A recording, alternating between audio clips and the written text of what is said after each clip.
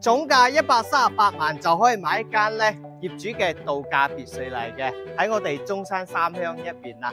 睇下我哋呢間別墅咧，花園咧係比較靚嘅，目前種咗啲綠化啦。呢個業主咧，呢個花園咧仲係比較乾淨嘅。咁咧呢間屋咧未曾點去改造啦，因為仲係保持一個現有嘅格局嘅。睇下我哋依家呢個客廳咧，將近咧有3.8米嘅開間咧。後期咧，我哋擴展咧，可以利用側花園咧，將一樓咧做多個客房同埋一個洗手間、廚房整出去嘅。咁後期呢個位置咧，就將係一個大嘅飯廳啦。2樓係2個房間同1個洗手間嘅，呢間客房咧都有一個大嘅採光窗嘅，擺到我哋1.5米嘅大床嘅。咁入邊咧就到翻我哋一個乾濕分區嘅洗手間啦。咁隔離咧就係我哋呢個客房，都可以擺到1.5米大床嘅。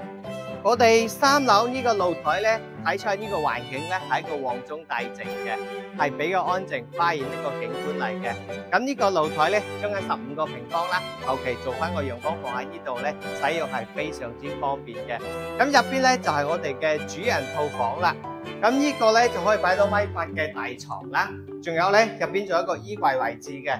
我哋一個乾濕分區嘅一個洗手間。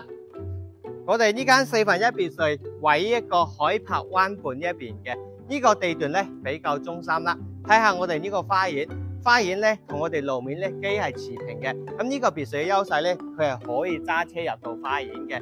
依家好流行呢個新能源電車，咁咧呢個旁邊咧就可以裝翻我哋一個充電樁啦，開車到門口充電非常之方便嘅。咁目前咧佢係103方一個面積啦，去到就係138萬嘅總價嘅，20萬嘅首期，月供4009蚊就可以做業主噶啦。